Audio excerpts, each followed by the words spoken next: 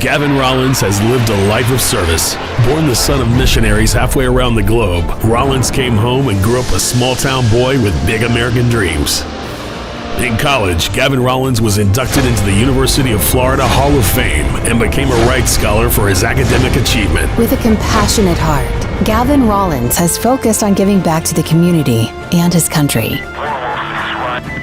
An Army veteran, Rollins deployed to a combat zone in Africa as an intelligence officer, defending our embassy and supporting counterterrorism operations. At home, Commissioner Rollins has been a responsive leader serving our neighbors and families. Today, Captain Rollins is in the Florida Guard. Rollins is a conservative leader we trust to uphold our religious freedom, the sanctity of life, and the sacred constitutional rights inherited from our forefathers. He's a history teacher, passionate about empowering America's next generation of leaders and responsible citizens with an understanding of the foundations that made our country great. He's a conservative county commissioner, fighting for our firefighters, our Second Amendment rights, tax-saving innovations, term limits for politicians, funding for our local roads, and for the protection of our lakes, land, ranches, and farms.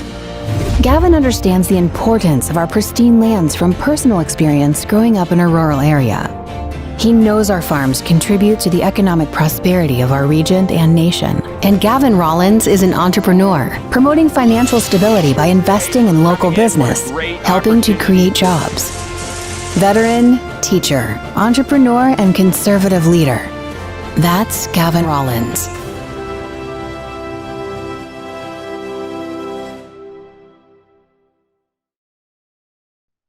Good evening, and welcome to this virtual fundraiser for Gavin Rollins, who is a candidate for the 3rd Congressional District in the House in Congress. And it's an exciting evening. I'm Ward Scott of the Ward Scott host, Ward Scott Files podcast, and we are very, very excited to bring candidates to you, really in this time of coronavirus, when we've had to stay home a lot and people haven't been able to get to know their candidates, and candidates haven't been able to fundraise in typical ways. So today we are going to afford you an opportunity to get to know the candidate. In this case, it's Gavin Rollins. And remember, this is a fundraiser. So you will want to participate often and generously because campaigns are very expensive. He is running, as you may know, he's a Republican candidate running to replace Ted Yoho in Florida's 3rd Congressional District. Tonight, I will be moderating a discussion with Gavin and 8 panelists who come from various walks of life. And the panelists will talk about why they support Gavin. And I'll ask each of them some questions. And after we've heard from the panelists, we'll take questions from the audience. So let me briefly introduce you to the panelists for the night's virtual fundraiser for Gavin Rollins. The co-chairs of this event are Tyler Yoho, Debi McElroy. Panelists are Putnam County Commissioner Larry Harvey, Jeanette Browning, Pastor Nathanial Jones, Sarah Long, Lieutenant Colonel Jason Neumann, retired, Pepe Peruyero, and Lee Zhu. And let me remind you again before we kick off things here that this is a fundraiser and campaigns are expensive. If you feel compelled by what you hear this evening and you want to support the Gavin Rollins campaign, please contribute by clicking on the link in the comments section of this live cast or go to www.gavinrollins.com. We're going to move right along here and pursue this evening very quickly with you. Each candidate has an opportunity to talk. Each panelist has an opportunity to talk. And we're going to begin, of course, with Gavin, who is our star tonight. And Gavin, welcome to the Ward Scott Files virtual fundraiser. And what do you have to say for all those folks out there who maybe some of them have never met you before? Absolutely. Well, thank you for hosting this and facilitating it. And I'd like to thank the panel. Nothing in life is accomplished without a team. And so what I'm hoping you'll have the opportunity to see tonight is not just to hear from me, but hear from the team that's supporting me and from the various walks of life. The reason I'm running for Congress is simple. I believe America is worth fighting for, and I want to fight for America in Washington, D.C., and for our district. I've had the opportunity to fight and serve in 3 arenas: in the classroom as a history teacher, on the Clay County Commission, fighting for values at the local level, and then also in a combat zone. And people who are here tonight are going to kind of talk about all those 3 different arenas. And so thank you, panel. Thank you, those who are watching. It's an honor to have your support and this team that's assembled. And I want to keep it brief because I want to give the panelists really opportunity to share and kind of highlight the different aspects of my experience. Because I think in these critical times, we have to have battle-tested leadership. I think that's key, battle-tested leadership. Well, it's a crowded field, as you know, and quite a number of candidates in the contest. And certainly there must be a way that you see yourself distinguishing among them with your characteristics and strengths. Might highlight those before we move on. Yeah, I think that anyone can talk about what they might do in office. Anyone can make a promise. But I have a proven record, and you can't make up a record. And I've sat in the hot seat when difficult decisions had to be made, and I've stood up for conservative values even when it was difficult, even when people were upset with me, even when in some cases I always say I voted alone at times, and then I've also built a coalition when possible. So I think you have to do both. You have to be a team player, but also be willing to stand alone. Well, you've also been elected to office before, and you might quickly just inform the audience as to what your posts have been already of elected offices. As a young man, you really have already public experience. Yeah, so when I was in college, I had the opportunity to serve here locally on the Keystone Heights City Council, where I still live to this day. And then I had various military stints and different things, and came back to the community and have now been serving on the Clay County Commission. I'm in my 2nd term as a Clay County Commissioner. And on there, we fought for the Second Amendment, made Clay County a Second Amendment sanctuary, and allowed our employees to conceal carry for protection on the job. We fought for life, liberty, rolling back government. I voted against several tax increases. And a big thing I'm passionate about, government's too complicated. It's too complicated and too involved in everyone's life. And so simplifying and reducing government is one of the things I've worked on the Clay County Commission, and one of the things I will work diligently on in Congress. And if you are elected to Congress, you will be maybe almost the youngest person in Congress? I think it depends on how some of the races turn out, but the exciting thing is there are a lot of energetic young conservatives who are passionate, and a lot of those are veterans who are passionate about fighting for this country in DC the way they fought for this country in other ways on foreign fields. And so I think that it's exciting because the torch of freedom, as Ronald Reagan once said, freedom is only one generation away from extinction. And that torch of freedom has to be passed to the next generation. It's time for our generation to take up the mantle. And my grandfathers both fought in World War II and left us with this great country, this fragile but great gift called freedom. And it's our generation's turn to step up and do our part. Well, if you're just tuning into this virtual fundraiser, this is Ward Scott, the host of the Ward Scott Files podcast. We are hosting this virtual fundraiser for Gavin Rollins, who is running for Ted Yoho's seat in the United States Congress in the 3rd District. And we have here on one of our co-chairs and also panelists is, of course, Tyler Yoho. So Tyler, what do you have to contribute to our conversation about Gavin? And you are very taken by him, am I correct? Yeah, I am absolutely 100% behind Gavin and think he's the right man for the job. And, you know, I think he's already touched on it a little bit, but a great example of what he's going to, you know, when he gets elected to DC, hopefully, if people keep donating, he's going to come up in a lot of situations where he's sometimes going to have to vote alone or buck leadership. And one of the intriguing stories, I think, about Gavin as an example of that is, I mean, he showed it when he was, how old were you, Gavin, on that city council vote, the tax increase, 24? 22, yeah, I was still at 22. UF. Yep. Wow. So just for the listeners who probably don't know this story, Gavin was the youngest city councilman ever elected in Clay County for, you know, any city. So one of his first votes was a 64% property tax hike. And in Florida, you have to have a unanimous decision for the city council to approve of anything above, I think, 12%. And so Gavin, of course, the young gun on the crew, was being pressured by the senior city officials. And they said, Gavin, if you don't do this, the town's going to go to hell. And, we need this increase. We need to increase our budget. We need all these services we can't pay for. And Gavin just stood alone and said, nope, we're just going to have to trim the fat. And we're going to have to use what we got and, do more with it. And that's exactly what my dad has done, with his office.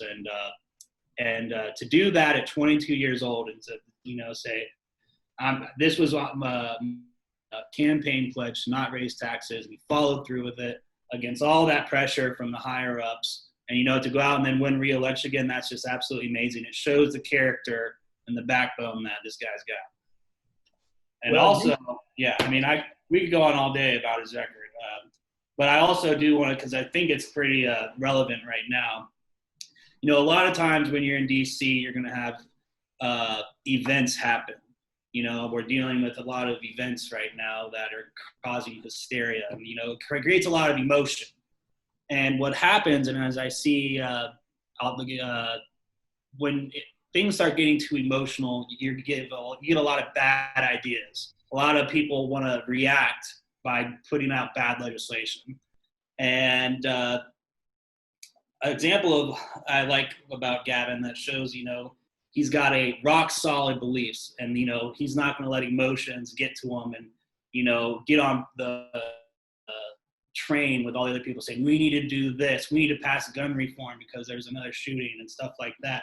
I mean, on the wake of all those last shootings or whatever, everyone in the country was, slashing the Second Amendment at the state level, city level. And, Gavin and the Clay County Commission came up and, designated Clay County as a Second Amendment sanctuary. And, that takes a lot of leadership and it takes a lot of guts to do that in a time of crisis. And he's going to experience a lot of that in Washington. And of course, Gavin, I hope your ears aren't burning because you're being praised here by a fellow who really probably doesn't give out praise very lightly. I would expect that to be the personality of Tyler. It's an honor, and the thing that I think is so many things that Congressman Yoho did, but one of the things that I think who he was as a person is a man of integrity who went to DC to servant leadership. And he had a line that I love. He said, "This isn't my office, this is your office as the constituents." And Larry knows, he's gone to visit him. He uses that line, and I think it's critical to remind people, I'm not going to DC because I need a job. I want to be in DC. I'm going because I view it as a battle for our values and to continue to keep our country safe. And that's where the fight is. So I don't want to hang out up there and live up there.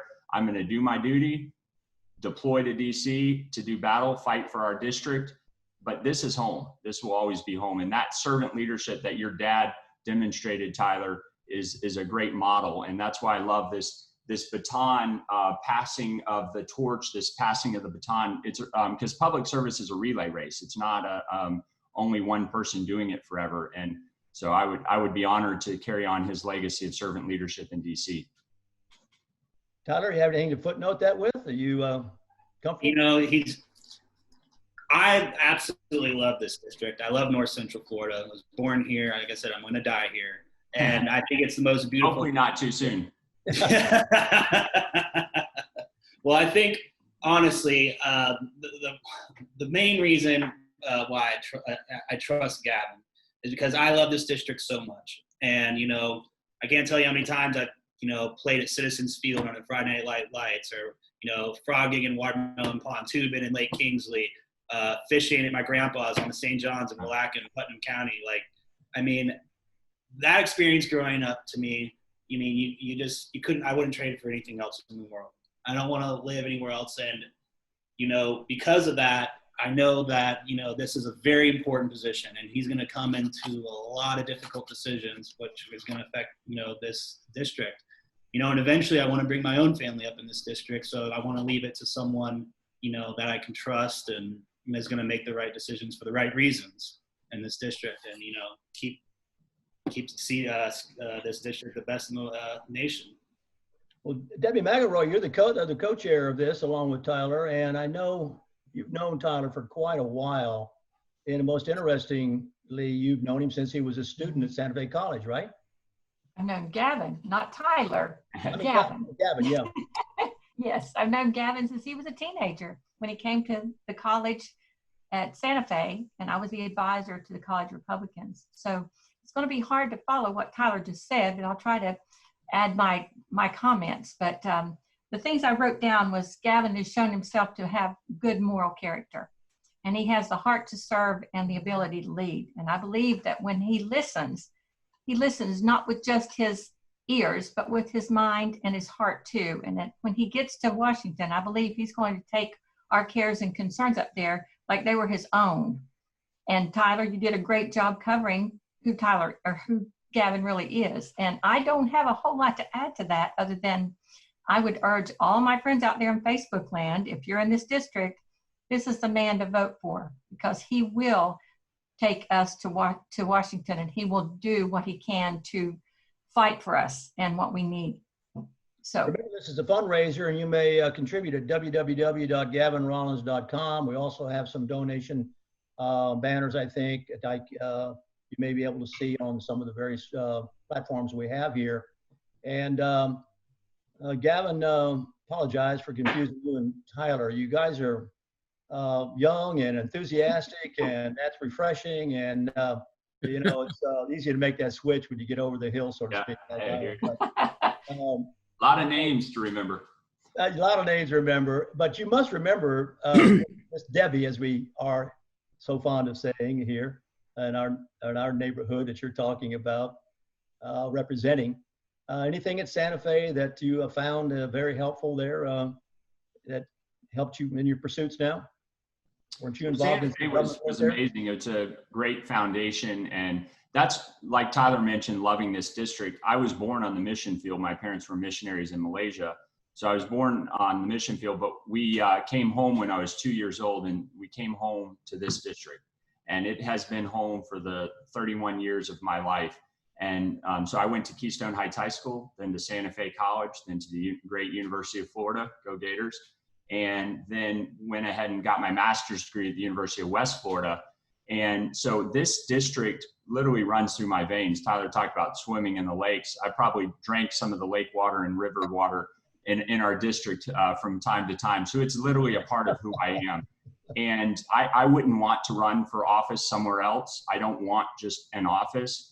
I want to represent and fight for this community. It's my home, it's my community. Well, thank you very much. We're moving all along now. We're actually going to go into the first round of questions with the panelists. And of course, our co-chairs are also panelists. So we will reverse the order in which we just talked to our co-chairs and let you hear a few words about their relationship. I just alluded to one that I know Debi McElroy has at Santa Fe. She is the former deputy tax collector, Debi is, and the executive assistant to the provost at Santa Fe College and Alachua County chair for Team Rollins. So she's got a lot of political experience, and I know that she doesn't pick the candidates lightly that she supports and has been in the political battles, if you will. Debi, you got to know, as we just talked about a moment ago, Gavin when he was a college student. You talked about his characteristics, and the one I heard that stood out was character. By that, do we mean what I think you mean? Honesty, trustworthiness, yes. Giving your word. You don't need a piece of paper, a handshake agreement. That's so rare in today's world. What I wrote down when I was sitting here thinking of what I was going to say, I put genuine, hardworking, and a servant leader. And he uses that term, and I love that term because I feel like I'm a servant leader, and he certainly is. But I also wrote down that he listens, and then he's action-driven. So I think those are good characteristics that he needs to take to Washington. Action driven. That's an interesting term. Well, you get in other words, you can make a decision, I think, is the way I interpret action driven. Yeah. I know a lot of people who equivocate and don't ever get the decision made, You're and exactly right. talk themselves out of the decision. So you're saying that's not Gavin. That's not the Gavin you know, right? I don't think so. Nope. You got that right, Gavin? Yes, sir. Well, and that's part of that military training too. Colonel Neumann knows, the hesitation kills. You got to make a decision and move on. And so that's key. But it's also important to listen, and I'll definitely do that. But when it comes to matters of principle, I'm going to stand firm. Well, Tyler, we're going to come back around to you, and then we're going to move into other panelists. And you're one of one of the Gavin's opponents is Kat Kamick. That was your dad's deputy chief of staff. When I saw your name, I have to be very frank here, associated with Gavin, I thought, that's interesting. That's as much as I'll comment on it, because I'm politically neutral here and as a virtual fundraiser host platform. But nevertheless, it did not escape my attention. And so why do you support Gavin and not the candidate who worked for your father? That's a fair question.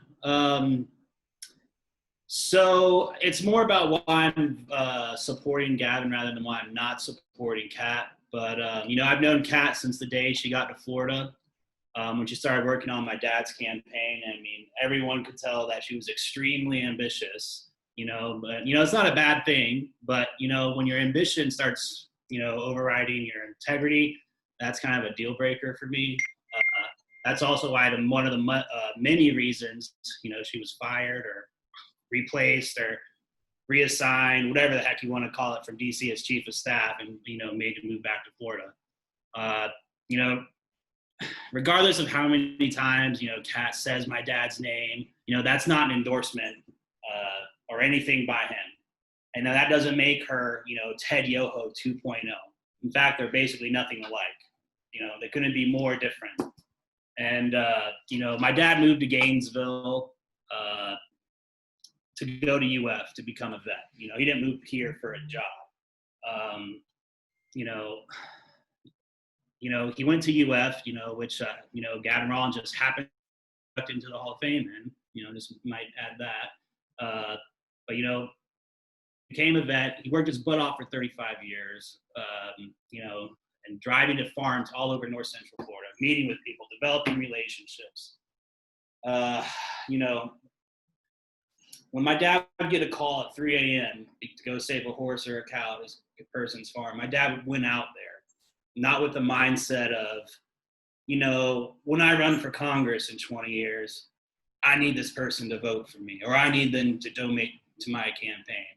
Or when he would, go to this farm, and I'd be with him a lot of these times. And, this client had this really sick animal and owed him, a bunch of money. He knew he wasn't going to get paid, but he would still treat the animal. And, he did it again without the mindset of, when I run for Congress in 20 years, I'm going to need their support.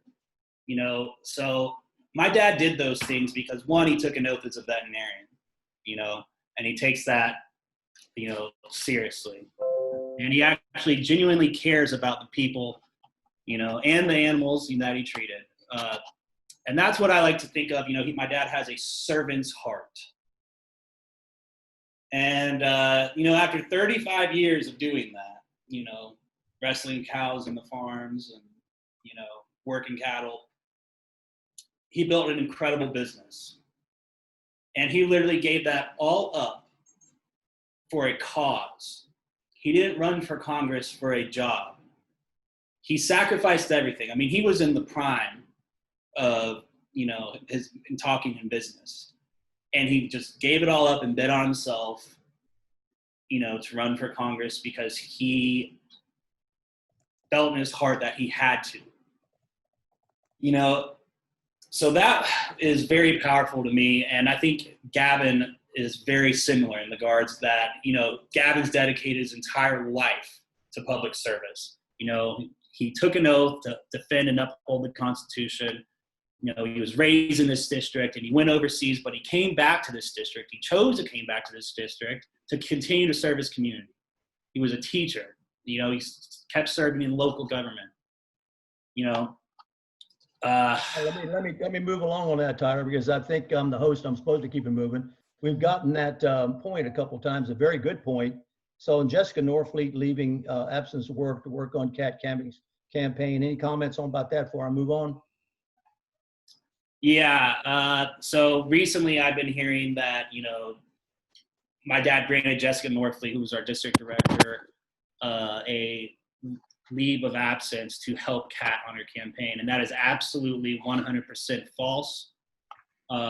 Again, that is completely spinning what the truth is. And I'll let whoever your listeners decide who's spinning that, but I know who it is, but I won't mention names. She actually asked my dad to work part-time to help Kat on his campaign. He said, absolutely not. And then she basically told my dad she's taking a unpaid 8-week leave of absence. And but that has absolutely nothing to do with my dad. That is not an implied endorsement whatsoever. And Jessica and Kat have always been best friends, and it's just that. That's all it is. All right, www.gavinrollins.com. We have the candidate here with us on the show with people who believe in and trust and support Gavin from all sorts of different roles in our community. And we're going to move into talking with them as to why they signed on and what they expect and how they can contribute. And of course, you can contribute as a member of the public by donating. And it's expensive, very expensive to run for a congressional seat. The limits are high and it costs a lot of money to do it. And you can never have enough money. And the rule is when you have every nickel of it you spend, you shouldn't leave anything in the coffers. Everything goes towards trying to win. We've been talking here with a couple of co-chairs and Debi McElroy, who knew Gavin Rollins at Santa Fe College when he was coming through the institution there. Then he went out and became elected, as I understand it, to a young, very young person elected to a city commission seat or city council seat, now a county commissioner. Really rather remarkable when you think about it. And having a good head on your shoulders to do that when you're young is a special, and also in the National Guard and also being deployed overseas. So we have a lot of characteristics, obviously, that the various people here on the panel have been attracted to, I suspect. So I want to turn to the County Commissioner, Larry Harvey, who's been patiently sitting there. And I saw you smile a couple of times when we mentioned county commissioners. And that's a special breed of cat, I know. And but yet Gavin's already a county commissioner. And Larry, what is you run a successful insurance business before being appointed to the Putnam County Commission by Governor Scott in 2014. There must be a story behind that, but we want to focus on Gavin. Exactly. What brought you to so much support for Gavin? Well, when I first got there in 2014, I knew I needed to build a coalition with other commissioners around me. I was the only Republican serving in Putnam County on the board, and Governor Scott asked me if I minded swimming upstream. I told the governor, I said, I didn't know how hard upstream was going to be, Governor, but I appreciate it. But I reached out to Gavin and a few other commissioners, and we would meet in a little community there in Putnam County outside of Keystone. And we'd talk about things that we could do to help that community. And that's where I first really saw Gavin's heart and the ability for him to make other people's lives better. You know, as commissioners, we get up every morning and we'll get the phone call about my one bag of garbage didn't get picked up. And then we'll get made that call here. You probably did, Ward. And then we'll get the call about, you know, my dirt road needs grading, and when are you going to build a super highway, and how come economic development isn't happening? You know, Gavin serves at a level that is close, the government's closest to the people. And we can't hide from that as county commissioners. And we go to the church, we go to schools, we go to ball games, we go to the grocery stores. And as much as you want to maybe go down the next aisle, you can't. You just have to face it.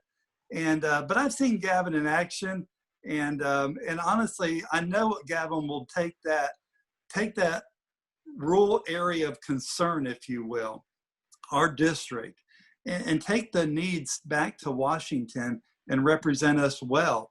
Again, because when you serve at our level, you hear everything. We have to stay within our budget. And if we want to if another agency wants a bigger piece of the pie, it comes from somebody else. So it's not easy to balance those things out. And we do that every day. But Gavin's really got a heart for people. I've seen him work even through our Association of Counties. I've seen Gavin build consensus with, other commissioners, 358 throughout Florida. So when we get into a room, you can imagine how much fun that is with 358 commissioners. But that was a joke, Ward, just teasing. I can see why you got elected. You have a sense of humor. Yeah, that's one of them. But no, Gavin can work that. He knows the issues. And like it was said earlier, he doesn't get that emotionally attached to it. You got to be able to listen to what the people are saying and discern what really needs to take place, and then not believe your own press releases. I think that's the most important thing. You don't want to walk around going, boy, I'm so smart, look at me. Gavin doesn't do that.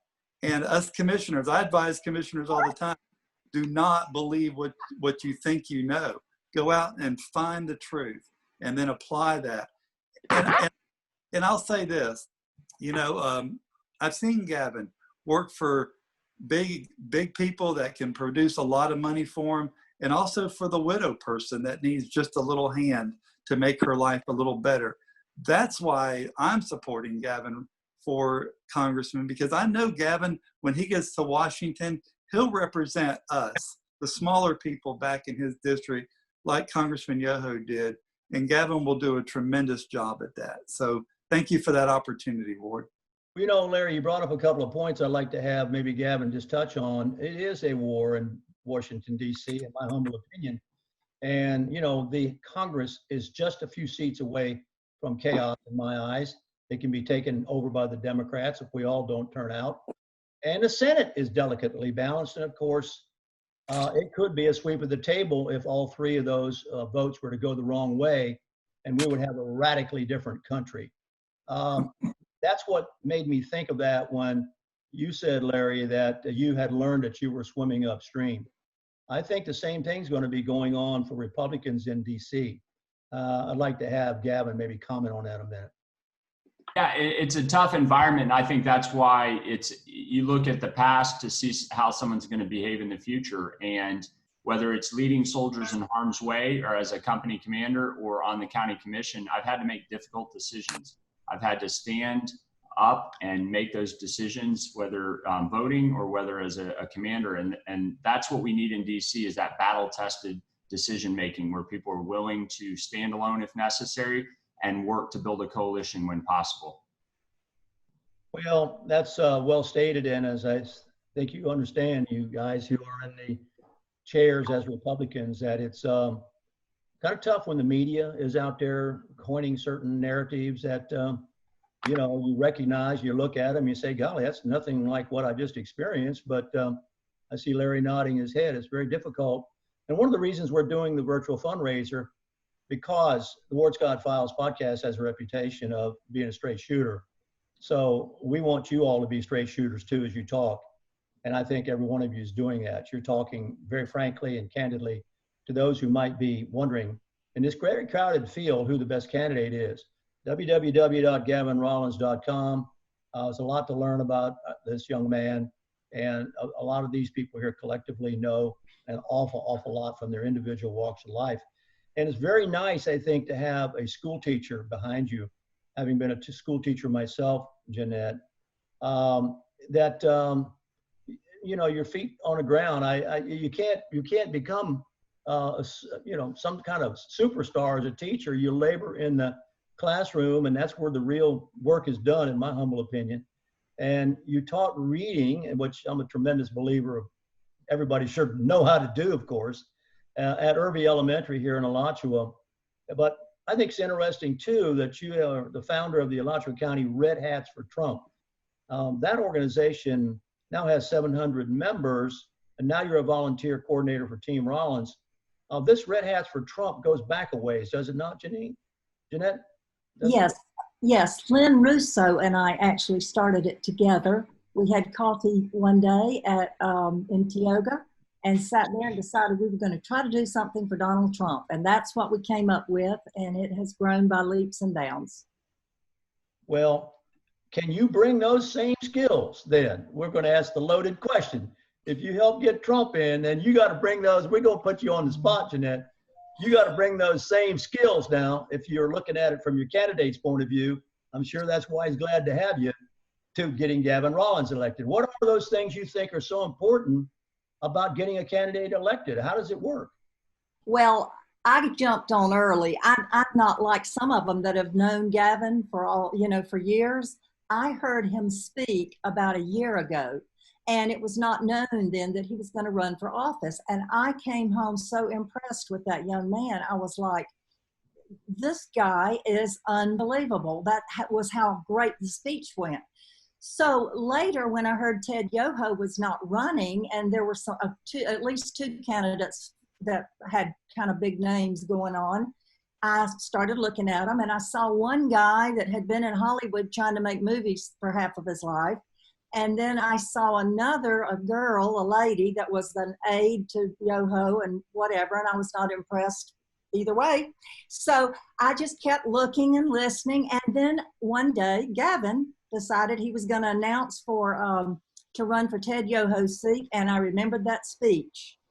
And in that speech, I had heard a patriot, a warrior, a defender of our freedoms, a Second Amendment man, a pro-life man, a man for the Trump agenda, a man who'd already been elected to office 3 times. And I jumped on, and I got in touch with Gavin, and I said, I'm on, and I've pretty much worked 6 or 8 hours a day ever since then. I am for Gavin Rollins, and I've never been this political until Trump came down the escalator, and I got on his bandwagon. But I've abandoned Trump lately. I'm on Gavin's. Well, she knows the president needs reinforcements, and that I'll fight alongside of him. He can't do it alone, and so that's why he needs reinforcement. So we need to send a soldier to reinforce him, and that's what Jeanette's helping. So it'll help Trump by having somebody to fight alongside. That's right. Well, thank you very much. Thank you very much, Jeanette. It's an interesting story, and we could spend a lot more time listening to it. We're going to try to stay on our schedule as much as possible. These schedules are not fixed in stone, by the way. They're a work of art, and people don't get too uptight if we're not right on the button. Because it's interesting what you're saying. Pastor Nathanial Jones, he's the founding pastor at Acts of Faith Ministries in Archer. And he began in 2004 and has worked in a variety of industries: construction, insurance, and the ministry. Lived in Newberry for 20 years. One of 6 children, served in the Navy, and all of a sudden, how did you meet Gavin Rollins, Pastor Jones? Very good question. He knocked on my door and announced that he was running for congressman.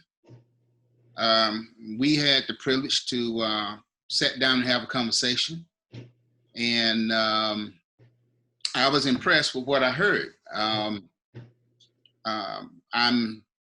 don't know him as many of you do. I don't have a long-standing relationship with him, but I think I have a great one with him. One of the things that I'm most concerned about is seeing our religious rights slipping out the door. And there is a concerted effort to stamp out the name Jesus in our society. As a man of God and as a pastor, I stand, I live, I die on God's word. And after having met Gavin, my heart bore witness with what he was talking about, what he was standing up for. And I decided to cast my lot behind him. That's not a very popular decision from a Black man in this current environment, but I'm not speaking as a Black man, I'm speaking as a man.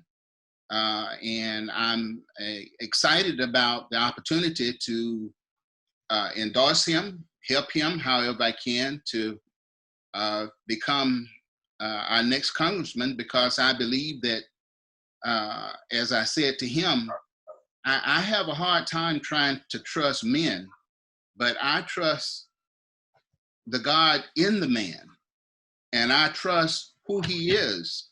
And from the very foundation of where he comes from, coming out of the mission field as a youngster, I think he has some pretty strong roots, and I think he's rooted and grounded in God's word. So I think Gavin would be the kind of man that would govern in an honest and clear sense.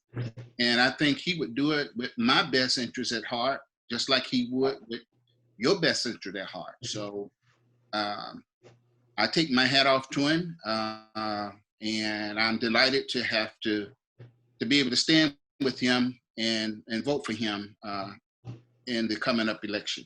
Well, that was a very interesting knock on the door, it sounds like, and you have to applaud the young man for making that knock.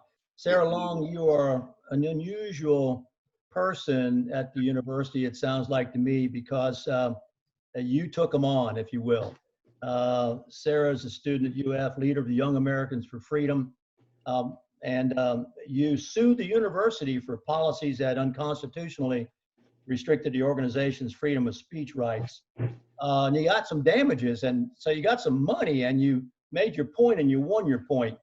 You know, I would think that Gavin having you in his corner would be a very important kind of support from somebody who, hey, he's not afraid to take it to him. What do you see here that you can contribute to Gavin's campaign, and how do you see it going? Yeah, well, I think I'm in a unique position on the panel because I actually agreed to kind of give the stump speech for Gavin before I met him. So I feel like that puts me in a very unique position to talk to people who maybe aren't super familiar with him.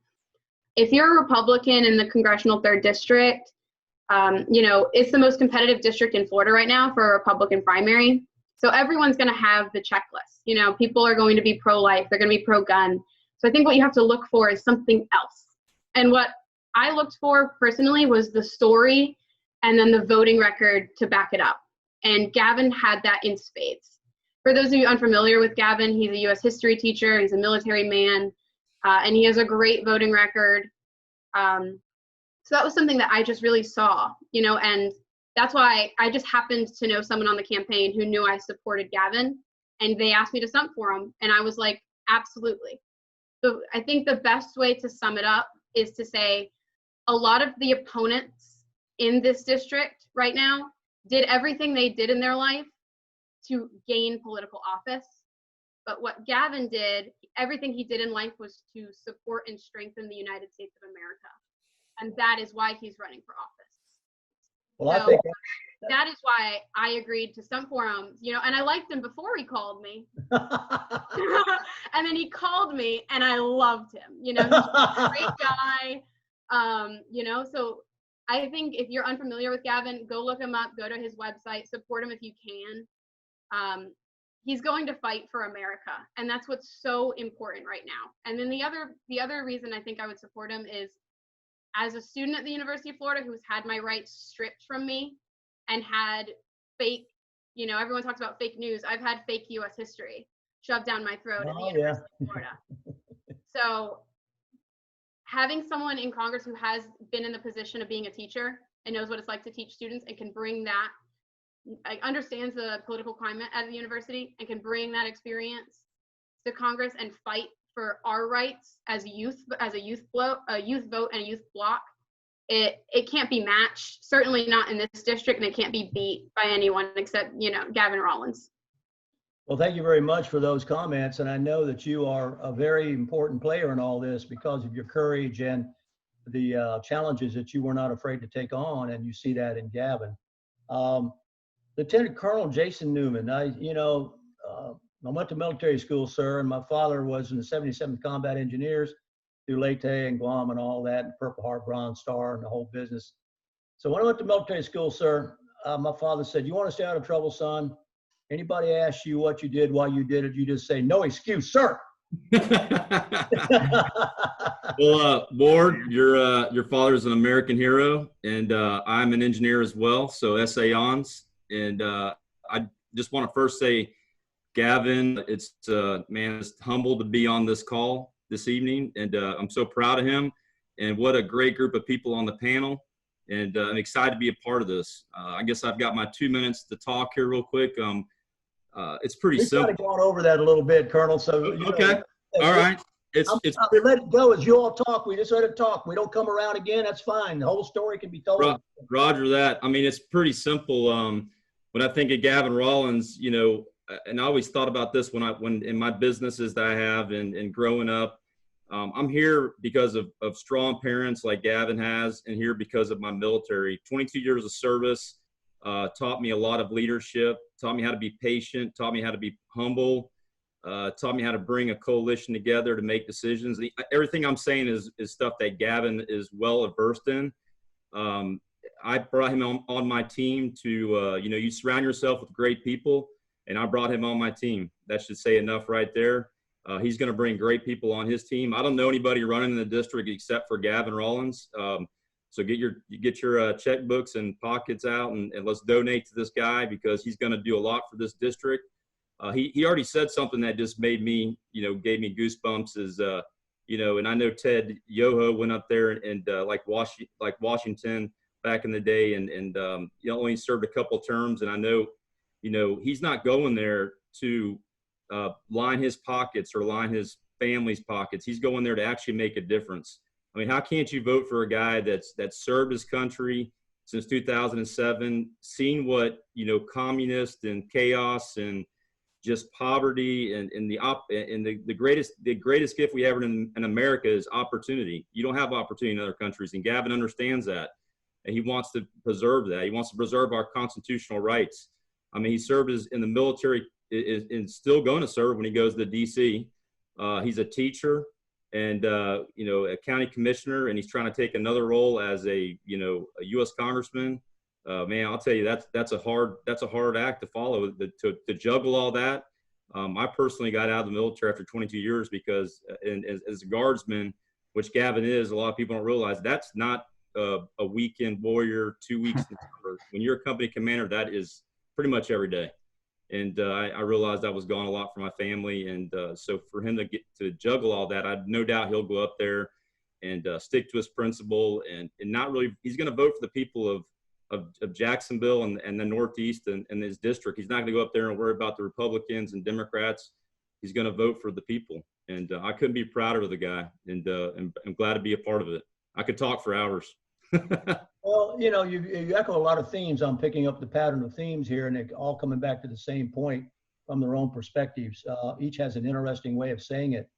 And remember, audience, you may contribute to this Gavin Rollins virtual fundraiser, gavinrollins.com, and contribute if you like the candidate often and as much as you can, because it's expensive to run these campaigns. And this congressional race often has people who have money, but, you know, maybe they don't have principle, and which you have to weigh when you make your decision whom to vote for.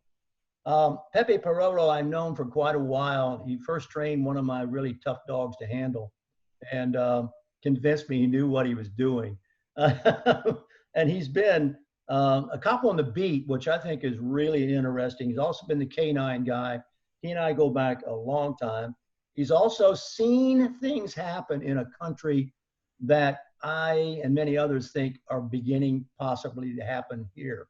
So Pepe, I'm very interested in what you see in Gavin and what your concerns are. Yeah. Thank you, Ward. I appreciate the opportunity to speak here. I'm honored to be here in front of such a distinguished group of folks. You know, I come at this from a different perspective, like a few of the folks here. I haven't known Gavin a long time. I met him recently, and the way that transpired was when I found out that Ted wasn't going to be running anymore, I started looking at the field. And when I listened to one of his speeches, and probably the same speech that someone else was talking about earlier, I was moved. But that's not enough for me. So I'm cynical when it comes to politics. I really wanted to sit down and talk to somebody. So I invited Gavin over to my house, and we had dinner. And we sat face to face and we talked, and I had some pretty tough questions. And I think what impressed me the most was that he wasn't giving me those cookie cutter responses. He was actually telling me why he has taken the positions that he has taken.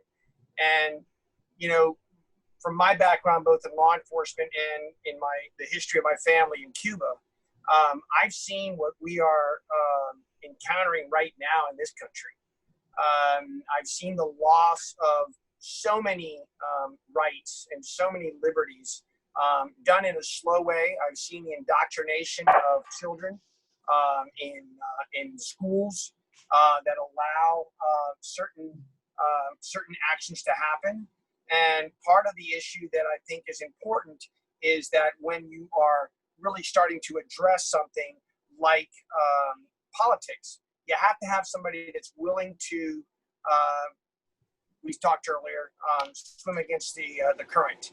I think one of the issues that I have when I talk about politicians and Washington is that many of them do fall right into the routine, the current. Well, it's popular to vote this way, or right now the big event that's going on right now is an event that's basically about law enforcement shooting. So let's pass all of these resolutions or legislation and everything else based on defunding law enforcement.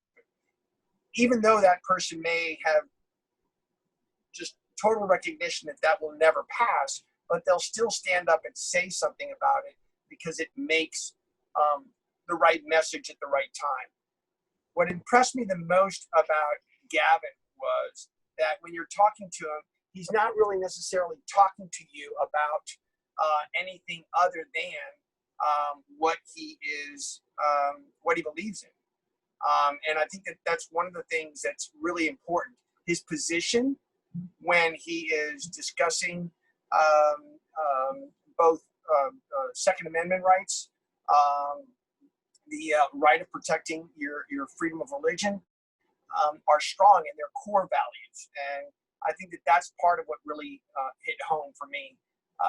Someone that's willing to stand up and say, he said something to me that was really interesting. He said, you know, I don't have a problem building a coalition, but I also don't have a problem standing alone. And that for me was very important, because sometimes we do have to stand alone. And what I find in politics so much is that so many politicians are not willing to stand alone. They're not willing to be that one man out, that odd man out, if you will. And I think that's one of the things. It's the reason that I'm supporting Gavin.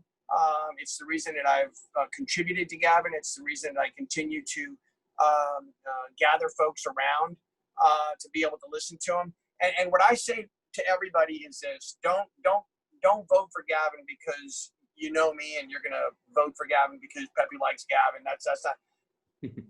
Listen to him. If you spend 20 minutes listening to him and having a conversation with him, I guarantee you will not vote for anyone else. It's just absolutely unequivocal. It's talking to someone that exudes leadership, confidence, but at the same time is humble and is willing to understand and recognize the plight that every single person he's speaking to is going through. Well stated, Pepe. And I know your background is you've seen a lot coming out of Cuba. You saw something that a lot of people think might be happening here, and that's this re-indoctrination. Or the next guest here who's supporting Gavin has an interesting comment on this, I'm sure. Dr. Li Zhu. He's a University of Florida professor of molecular scientist. He is from China. He still has family in China, but he is concerned about the Chinese Communist Party's crackdown on Hong Kong, which has been kind of a bastion of our Western values. And the China continent per se has long wanted control over. He's also concerned about their suppression of freedom, the persecution of religion, totalitarian influence. And Dr. Zhu, what do you think is going on here? Well, first let me say that how I come to join this campaign.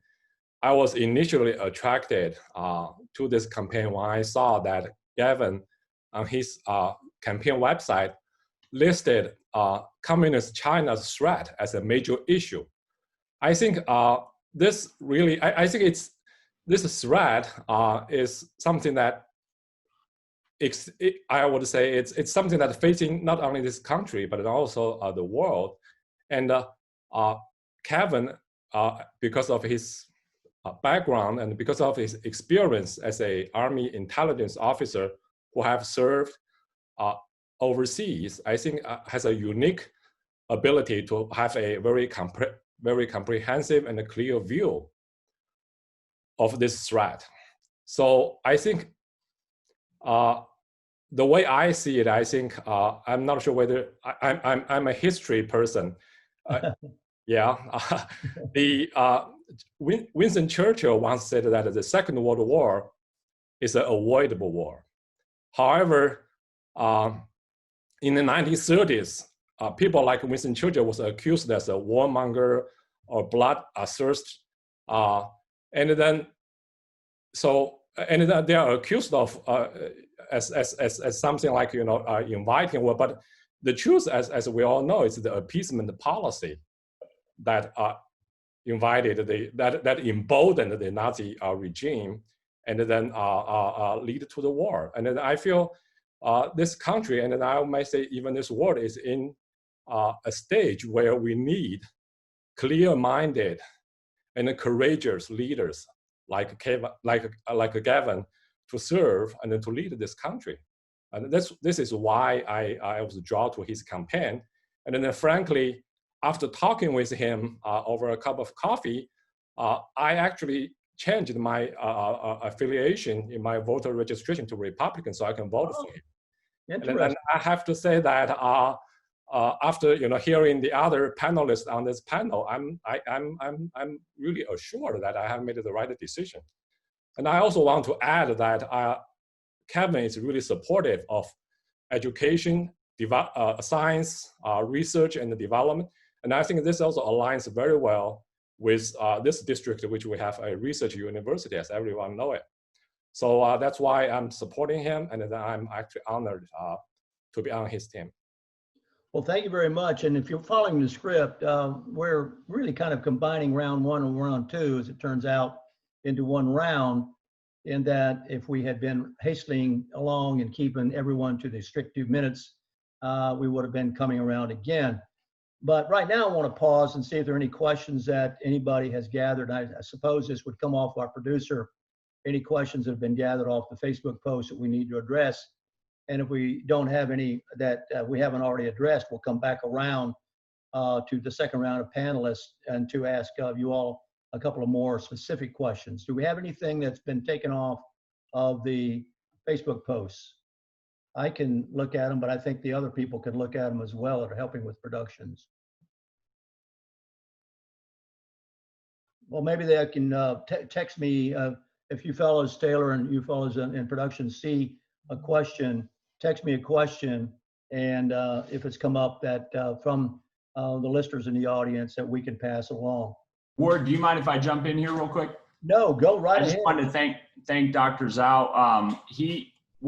We talked about courage, and I don't want to go into all the details, but just speaking out for him is courageous, because one of the things he knows is the Chinese Communist Party tries to crack down on free speech in America. And so people think, okay, that's China, it's way over there. How does it affect my life? Here's how it affects your life. They want to, through technology, control every aspect of not only their citizens' lives, but also the lives of Americans through free speech, through censorship. If you speak out against the Communist Chinese Party, even if you're an American citizen, you can face backlash, and you oftentimes do. And we've actually seen our website has gotten some traffic from Beijing, and I'm guessing there's not voters in the 3rd Congressional District in Beijing. But here, let me be very, very clear. I will not be intimidated by the Communist Chinese Party. It is a real threat to Americans, and I will stand up and fight for not only America's freedom, but also the thousands that are in concentration camps in China, who their organs are being harvested. It's just some of the atrocities. And I was born in Asia. I love the Chinese people, but I don't love the government that is suppressing and keeping them in slavery. And that's what's so tragic about this. And injustice anywhere is a threat to justice everywhere. And that's whether it's across the world. We have to confront the Chinese communist threat in Hong Kong, or what we'll see is an emboldened and more aggressive communist China. Well, you know, I was there one time in DC and saw outside Congressman Yoho's office some folks from South Korea, and quite a number of them. And I asked the congressman afterwards, what were all those people doing from South Korea there? And he's on that committee that, you know, was very influential in what was going on in China. Yes, sir. And he said, oh, those South Koreans were here wanting to make sure I was going to vote to keep North Korea from coming down again and trying to take them over. So I know how sensitive this issue is, and he was aware of it. And believe me, the South Koreans were aware of it. And this is an important note to make, that as a Congress person, let's be politically correct here, you've got a wide range of interests. So they range everything from, you know, what can you do for education to, you know, what can you do for agriculture. So, and I know that Congressman Yoho, we went, because I'm involved in the agricultural world, we depended upon some influence in Washington with the agricultural world. So I'm going to go around a second round here and just sort of spot people who might be wanting to say something. I want to get you in, Commissioner Harvey, in case you have to leave. Agriculture is a huge contributor to Florida's economy. And, you know, we've had a lot of need for the rural community not to be overwhelmed by the urban world, if you will. So we need a strong voice to protect that. Do you see that in Gavin? I do, and I appreciate that question. Also, farmers and ranchers need someone in Washington that can get down to their level and talk about the issues that are facing them. You know, when they have to compete in a global market that's really not cited for them, it's difficult for them. Take the blueberry industry, for example. You know, they can't compete with the low wages that are being paid in Mexico. And we grow some of the best blueberries right here in our district around.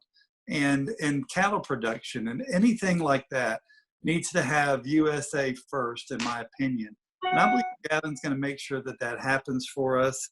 The level playing field is what they want. And then we can promote our products throughout the world. But we really need to take care of America first on that project and get those prices up.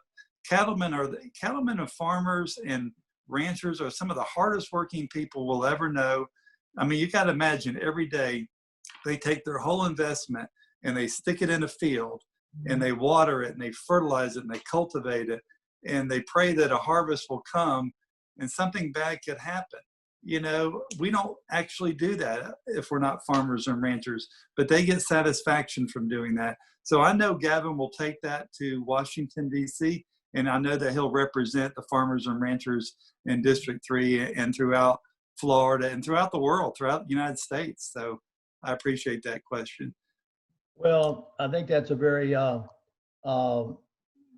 answer, and it's very truthful. I'm a small-time cattle farmer myself, Commissioner Harvey, so I'm aware of these things you're talking about. And I'm going to. Hey, Ward? Yes, sir. I have a friend that's in the cattle business. He said, you know how you take a large fortune and make it small? He said, I tell you, I know how that works, Larry.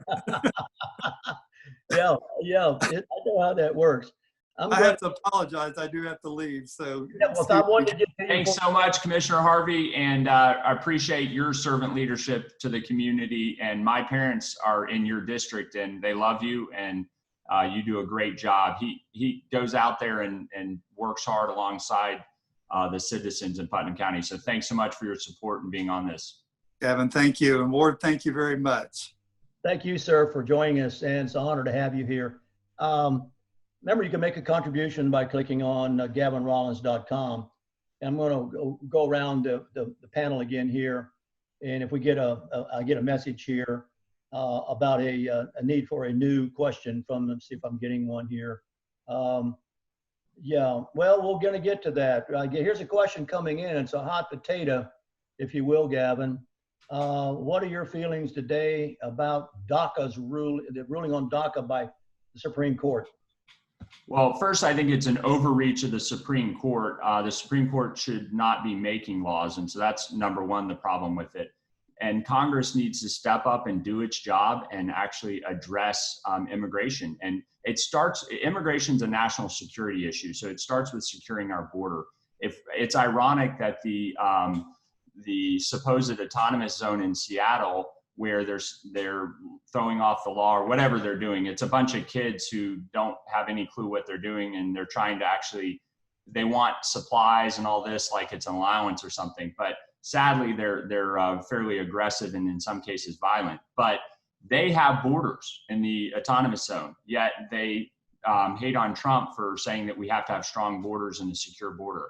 That's fundamental to a society and to a nation state to have strong borders. And so I think that first, the Supreme Court made the wrong decision in overstepping their role into that of the president. And then Congress needs to step up and actually do immigration reform. Number one, build the wall. And then number two, come back and simplify and clarify the immigration process, because we are a nation of immigrants who come here legally. And that is an amazing thing. My sister, she's adopted. She's of Indian ethnicity and obviously an American citizen and a part of the Rollins family, but she became an American citizen when she came to this country. And that's an amazing thing, that this nation is a pluribus unum, out of the many one. But you have to come here legally, and you have to, we have to have a nation of laws. We're a nation of laws. And so I disagree with the Supreme Court decision.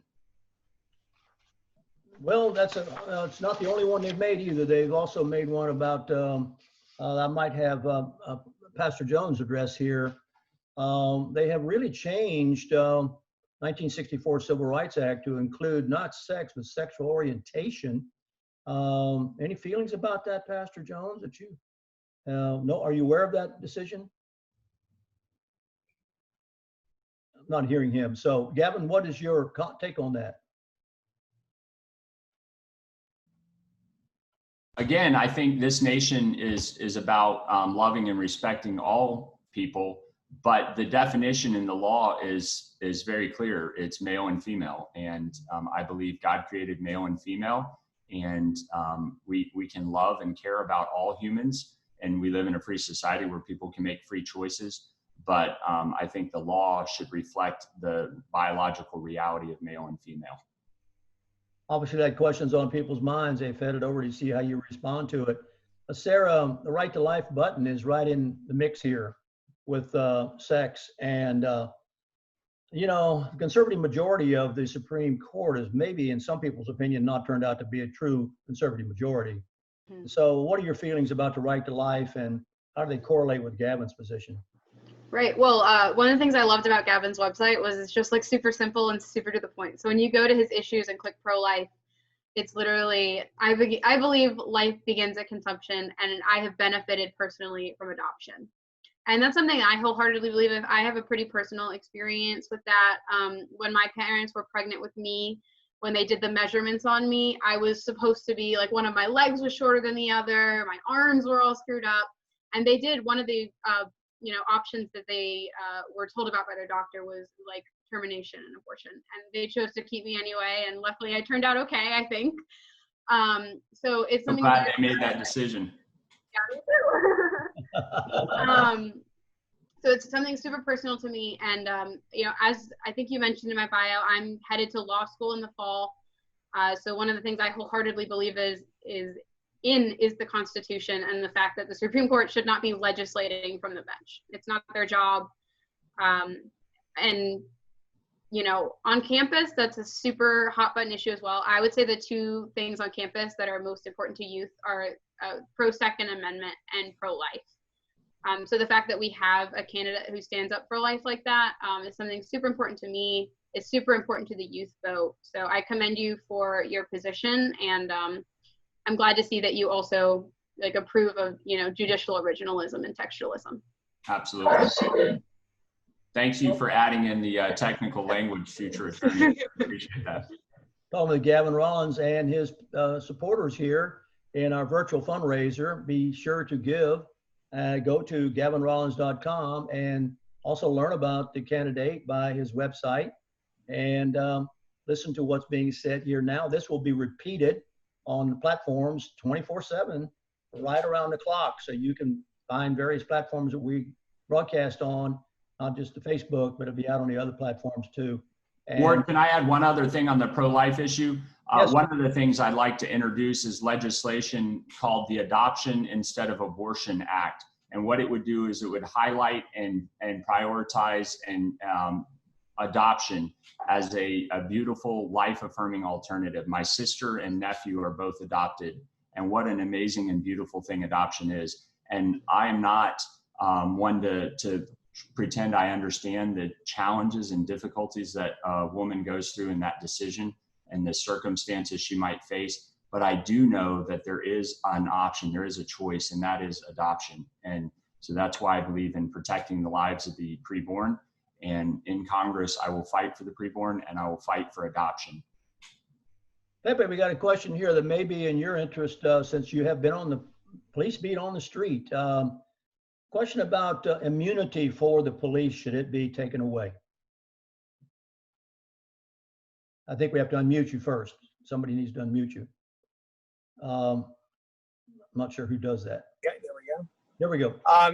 It's a very interesting topic. You know, right now the police are under attack, but what people don't realize is law enforcement and police officers, and let me emphasize that the majority of good officers, because we've got incidents that have occurred that are just you can't defend them. There's absolutely you look at it and immediately everyone that I've spoken to, everyone that's on board law enforcement has said these officers acted improperly and they should be. And you have to remember that, like any investigation, these investigations have results, and officers are charged and officers are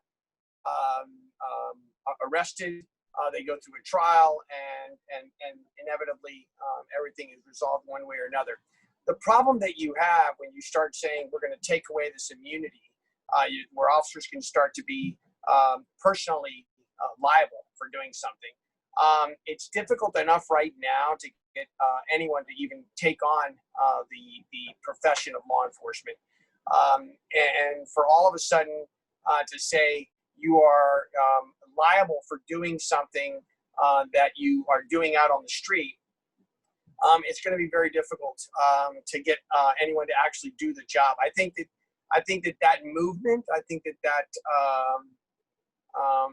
language is a way to circumvent law enforcement in general. And they know that they can't just say we're going to defund law enforcement, but they're going to start picking, away at slowly but surely those tools that are in place to protect officers. Police officers are human beings, and they're out on the street every day making decisions that take a split second. And when an officer at the end of the day has to make that decision with knowing that internal affairs is looking at you, that there may be a citizens board and commission looking at you, those decisions are even more difficult. But if that officer has to go into that engagement with the mindset that I may lose everything that I have, not my freedom, that's one thing, but I may lose everything that I have, my house, my family's savings, my children's college funds, everything. And at the end of it, I may not be found guilty. I may not lose the case, but I've got to defend myself against this case. Got it. Thank you. I want to get on to the National Guard guys here too for a moment, Colonel Neumann, because there was much discussion here, and I'm getting a message about this. You know, it was controversial. I think you fellas can probably tell us a little bit more about it. Calling up the National Guard for, you know, how did that work? Or how do you view that, you and Gavin? You mean, first of all, do you mean for the COVID-19 or the rioting or? The citizen rioting. Yeah, I mean, that's a primary role, not to get deep in the woods, I'll let Gavin elaborate, but the National Guard is like your state militia going back hundreds of years. We're here that, you know, we're here for Floridians. So you'll see us out there helping Floridians during hurricane season. We're in natural disasters to help boost up law enforcement. That's what we're here for. That's one of our main roles as a National Guardsman, and we're working under the governor of Florida. Gavin, you got a response on that, sir? Sure. Yeah. So I actually was activated for COVID for 2 weeks and was serving in Clay County in our response. And that's what's so unique about the National Guard. One of the units I was in, their motto was for Florida and country. I've responded to hurricanes. Colonel Neumann has done many hurricanes. COVID, there's a wide range of things. And then I've also found myself thousands of miles away in a combat zone on behalf of country in that case, obviously. And so the Florida National Guard's a unique opportunity to serve in your community, but also serve your country. When it comes to the riots specifically, we serve as a supporting role to law enforcement. As Pepe knows, law enforcement takes the lead. What we are doing, though, is we're wanting to protect the community and create calm and peace. And that's what I think the focus needs to be on. Peaceful protest, I absolutely support. Rioting, there's no place for it for any reason. And I think violence is never the answer. And the great leaders of the past who fought for change, and when it came to civil society, they did so peacefully, whether it was Gandhi or Martin Luther King Jr. They fought peacefully to change the hearts and minds, and then to also change legislation.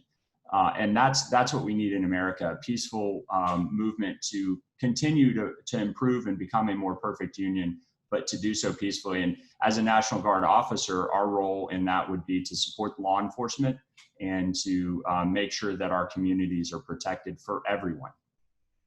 Hey, can I say one more thing real quick? I just want to say that the country is missing leadership. Real leadership is Gavin Rollins. Real leadership's not easy.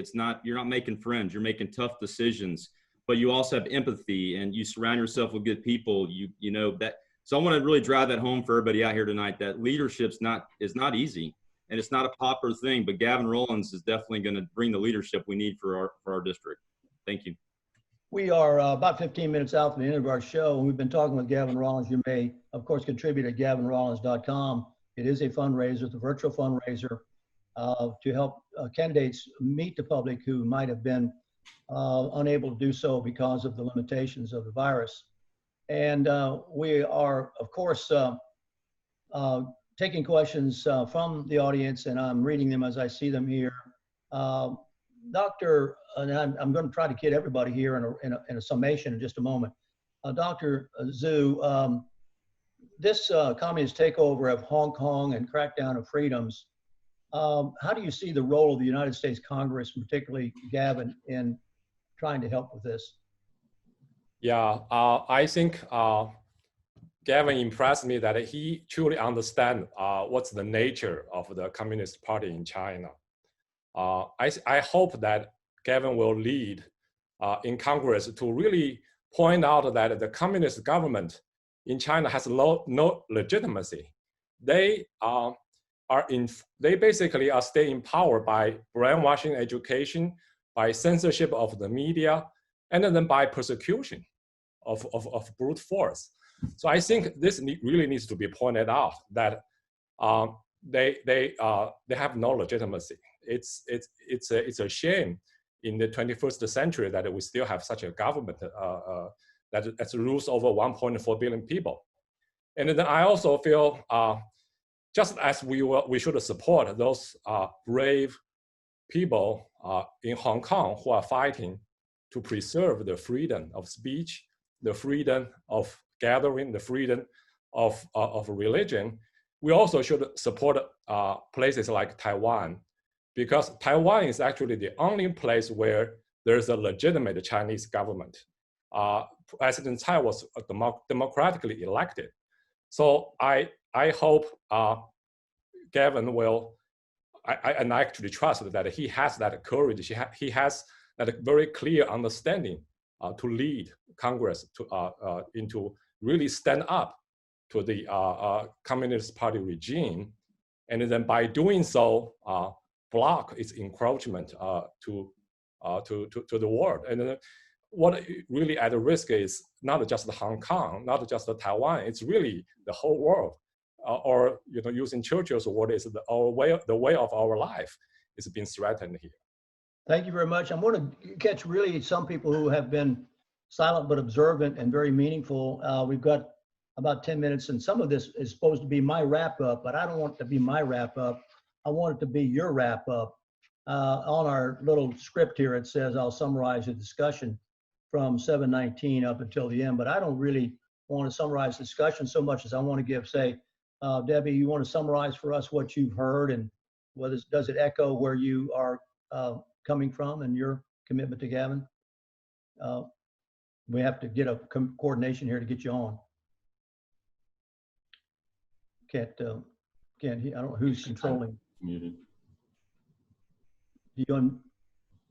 Okay. Okay. Here I am. I said I've been committed to Gavin from day one, and as a student, and then watching him grow and watching him become the leader that he is. And looks like I have a bunch of people on this panel that feel the same way that I do. But we are struggling with so many issues in our country and right here in our county, right in our state. But I believe with some leadership and some people elected that are of sound mind, but also of the same mind as Gavin, can take those ideas and those concerns to Washington and maybe help get our country back to where it needs to be. But I'm going to be right there with him, and I appreciate that. It's an honor to support you, Gavin. And I've thought highly of you from day one. So, but that's my take. That's my take. Pastor Jones had said that a lot of the world's problems are spiritual problems, and I really believe that. I'm not sure how we get people unmuted to talk. Are you able to comment on that? I don't know how I got muted, but I do believe that most of the world's problems are spiritual. And as I said earlier, I see the erosion of religious rights here in America. I'm not very much for political correctness when it goes against the holy scriptures of God. I believe that Gavin will stand up for those religious rights that we all hold dear to our hearts and cherish. And I believe that he will help provide a common ground whereby all Americans of all races can live together in peace and harmony. And I would like to say, with regards to him running, I don't think you build an arena of peace by destruction. And what's going on in our country is just senseless and mindless. And I think common cooler heads need to prevail to bring some peace and tranquility in our land. And we need statesmen like Gavin to be able to step up and take the reins of leadership and lead us in a place of peace and harmony, but at the same time being strong. One of the things he said to me was that he believes in America first, and I was born in Central Florida, so I believe in America first as well, and I would like to see our borders secured and protected, so that we all can lay down and sleep well at night. So I wholeheartedly give my support and my prayers to my friend Gavin Rollins for United States Congressman. Well, you see why I don't want to do the summary. I want you all to do the summary because you say it so much better than I can say it. And Jeanette, I've been watching you. Thank you. Jeanette, how are you going to take all this back out and get the volunteers fired up and make this happen? That's kind of your calling. Our volunteers are fired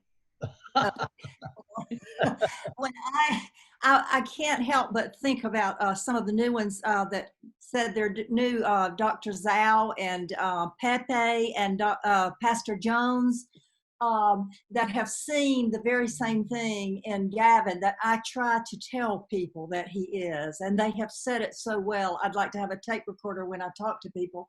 I always tell them, I've had people that say, I had a lady the other day that said she had grieved because Ted Yoho is retiring. And I said, well, and I told her, you know, how I vetted the candidates, and there is only one that's like Ted Yoho, that's going there with no ties to DC, which we absolutely don't want any ties to DC. Yeah. And we want that Ted Yoho left here as a man of integrity, and he's coming home the same way as a man of integrity, not being sold out to China and the Ukraine. And I said, I have found a man that will do that. And he looks at DC as a battlefield, not a country club. But there's one little story I've got to tell you about Gavin, and then I'm going to be through. But Gavin's kind of, we call him my second son around here some. We've had him, you know, he's been here a lot, and we love him. But in introducing him to people and to groups, they all say what all of you newcomers have just said about Gavin. We've only had maybe one person who got pulled out of a group and swayed the other way for whatever the reason. But everybody is on the Gavin train when they meet him because of this humility and because of his credentials. So we're in a group one night, or a couple of nights, and we came down to asking for money, which we're doing tonight. I'm begging you to support Gavin, because the more money you give, the more signs we can get up. And Gavin said, yeah, he said, this is the weakest part of my campaign because it's the hardest part. And he said, I was not raised to beg for money. And that speaks such volumes to people, and it did to me. And I wasn't raised to beg for money either, but I'm begging you to come online tonight and give to Gavin. And Gavin, I love every day that I'm working with you. Well, thank you, Jeanette. And one thing I would say is this: I'd rather have people like you on the team, Jeanette, than $1 million in the bank. And that's true. I'd love to have both. That would be great. I'd take you over the millions any day. Thank you. We're really right on schedule. I'm going to let a couple more minutes go, and then I'll let you wrap up, Gavin, and then we'll play the video again. But Sarah, anything you want to add to the punctuation here for the evening? Not too much. I will say a few words. I think if you look at the state of America right now, we really need people who will fight for this country. You know, we kind of need a wartime president. We need like a wartime Congress, and I think that's so important. And you know, Gavin Rollins won me over before I met him. You know, his story, and I know he has America's best interest at heart. And there are politicians out there, and there are politicians running in this race that do not have America's best interest at heart. You know, they talked about Kat earlier. I interned for Yoho. I loved him. He was a very strong constitutionalist. But Kat Kammick, from what I witnessed in the office, probably needs to have a couple ethics investigations launched against her. So support the person who's going to run and is running in this race for America and not running for anything else. And there's only one. It's Gavin. Well, thank you very much. Tyler, I'm going to make it real quick with you, and I'm going to let Gavin wrap up, and then I'll have a couple comments just right at the end about the overall virtual fundraiser. So, Tyler. Wow, there was almost a crash, sorry. Yeah, please get out and volunteer. If you can't give money, I promise you, Gavin's the right man for the job. Once you get him up there, you're not going to regret it.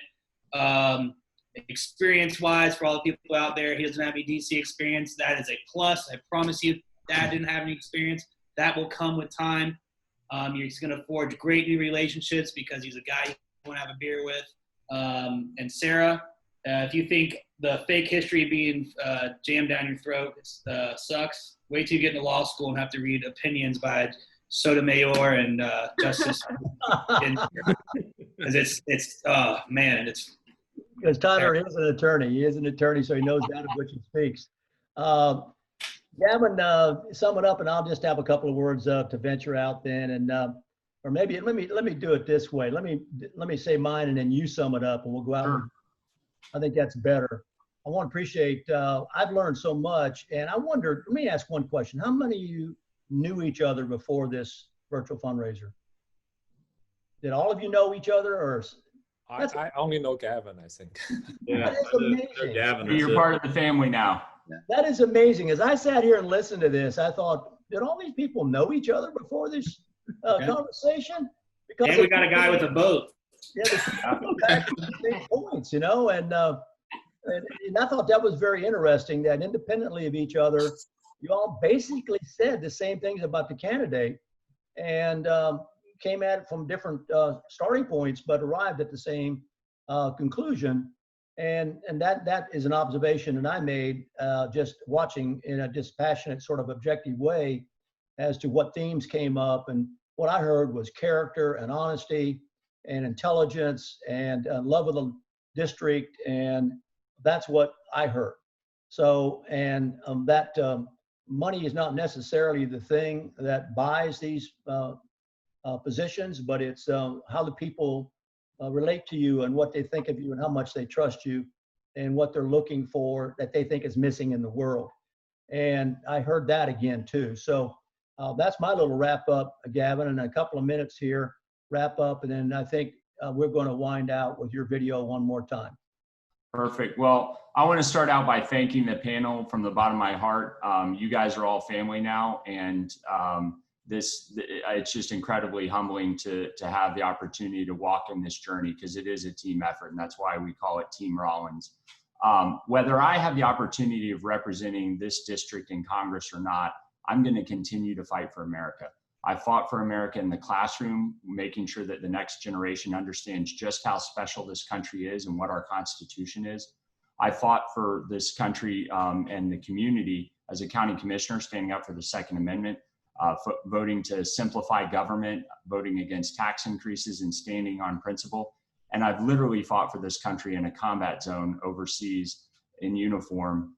I served under President Trump. And if I have the opportunity to represent you, I will go to DC as a deployment, as a second deployment, to do battle on behalf of our district, to be our voice, and to fight alongside our president to continue to keep our country safe and free. And I'm asking you to come on board in any way that you can, whether it's support this effort financially, whether it's volunteering. We need all the help we can get, because the effort to save America is worth it. And so I'm asking you not to join a candidate, but to join a cause. And thanks so much for tuning in and for the panel. I really appreciate all of you from the bottom of my heart. Thank you. Gavin Rollins has lived a life of service. Born the son of missionaries halfway around the globe, Rollins came home and grew up a small-town boy with big American dreams. In college, Gavin Rollins was inducted into the University of Florida Hall of Fame and became a Wright Scholar for his academic achievement. With a compassionate heart, Gavin Rollins has focused on giving back to the community and his country. An Army veteran, Rollins deployed to a combat zone in Africa as an intelligence officer, defending our embassy and supporting counterterrorism operations. At home, Commissioner Rollins has been a responsive leader serving our neighbors and families. Today, Captain Rollins is in the Florida Guard. Rollins is a conservative leader we trust to uphold our religious freedom, the sanctity of life, and the sacred constitutional rights inherited from our forefathers. He's a history teacher, passionate about empowering America's next generation of leaders and responsible citizens with an understanding of the foundations that made our country great.